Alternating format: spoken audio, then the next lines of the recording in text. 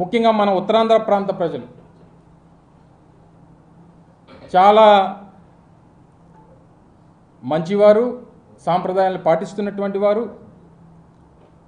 So మరి వారు మనకి ఇచ్చిన తర్వాత మనం కూడా వారికి ఏదైనా తిరిగి ఇవ్వాలి కదా అని చెప్పి ఆలోచన చేసినప్పుడు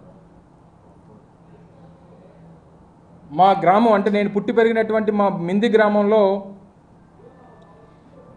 చాలామంది శాలివాహన సంఘానికి సంబంధించినటువంటి కుమ్మర్లు చాలామంది మా గ్రామంలో మాతో పాటు కలిసి మా కుటుంబ సభ్యులా నివసిస్తుంటారు. ముఖ్యంగా ఏదైనా ఇచ్చినప్పుడు మన ప్రాంతం మన మట్టితో తయారు చేసినటువంటి ఒక కుండలో వారికి ఇవ్వాల్సినటువంటి దాన్ని తిరిగి ఇచ్చేద్దామనేటువంటి ఉద్దేశంతో వారు ఎంతగానో ఇష్టపడేటువంటి ఈ పప్పుని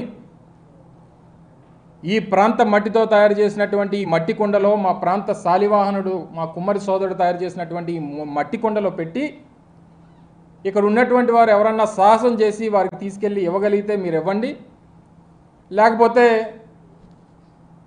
వారే పరిగెట్టుకొని వచ్చి దానికి ఆయనకి ఇష్టమైనటువంటి ఐటెం కాబట్టి నేనే వచ్చి తీసుకెళ్తానంటే తీసుకెళ్ళమనండి, ఎక్కడే ఉంచుతాను దీన్ని. కాకపోతే ఈ పప్పుతో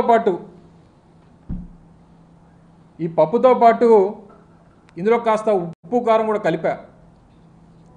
కేవలం ముద్దపప్పు అయితే సరిపోదు వారికి. కాస్త ఉత్తరాంధ్ర ప్రాంతం అనేక సందర్భాల్లో ఆ పార్టీకి, తెలుగుదేశం పార్టీ అధికారంలోకి రావడానికి కారణమైనటువంటి ఉత్తరాంధ్ర ప్రాంతం గురించి ఏ రోజు కూడా ఆలోచన చేయనటువంటి తండ్రి కొడుకులు ఇప్పుడు వచ్చి ఈ ప్రాంతం మీద ప్రేమ ఉన్నట్టు, ఈ ప్రాంతం అంటే అభిమానం ఉన్నట్టు, ఈ ప్రాంతానికి ఏదో భవిష్యత్తును ఇచ్చేస్తామన్నట్టు చెప్పేటువంటి మాటలు సిగ్గు, లజ్జ, ఏ రకమైనటువంటి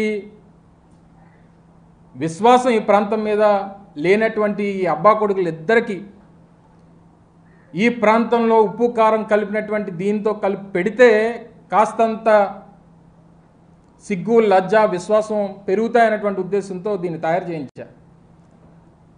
దీన్ని తీసుకొని వెళ్ళి వారు ఏం చేసుకుంటారో, ఎందుకంటే సహజంగా వారు వెనక్కి తిరిగి చూసుకుంటే వారి మచ్చ వారికి కనబడదు, ఎందుకంటే సైజు పెద్దది. అది మన కింద ఉన్నటువంటి మచ్చ మనం చూసుకోకుండా ఊరోళ్ళందరి గురించి మాట్లాడితే ఈ రకమైనటువంటి పరిస్థితులే ఉంటాయి. ముఖ్యంగా వారు మాట్లాడుతూ నా మీద చేసినటువంటి విమర్శలు,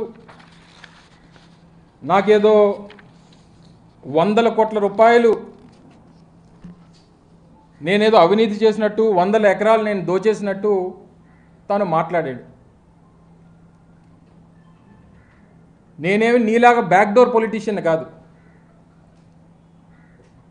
నేను నా తండ్రి మరణించిన తర్వాత 18 సంవత్సరాలు పోరాటం చేసి ఈ ప్రాంత ప్రజల సమస్యల మీద పోరాటం చేసి మీలాంటి ప్రభుత్వాల్ని ఎదిరించి ఈ ప్రాంత ప్రజల తాలూకా మన్ననలు సంపాదించి జగన్మోహన్ రెడ్డి గారి దయ వల్ల శాసనసభ్యుడిగా ఎన్నికై ఈరోజు మంత్రి స్థానంలో కూర్చున్నా.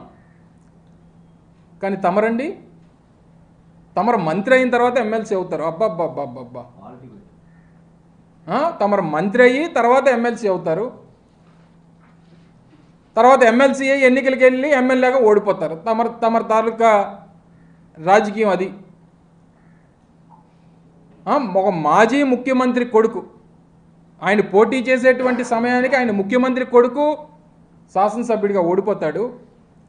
45 సంవత్సరాలుగా ఈ విశాఖపట్నం జిల్లాలో రాజకీయం చేస్తున్నటువంటి ఒక మాజీ మంత్రి కొడుకు ఈరోజు శాసనసభ్యుడిగా గెలిచి మంత్రి పదవిని అధిరోహించి జగన్మోహన్ రెడ్డి గారి ఆశీర్వాదంతో ఈరోజు రాష్ట్రంలో ప్రతిష్టాత్మకమైనటువంటి పరిశ్రమల శాఖకి మంత్రిగా ఉన్నాడు. అది నీకు నాకు తేడా.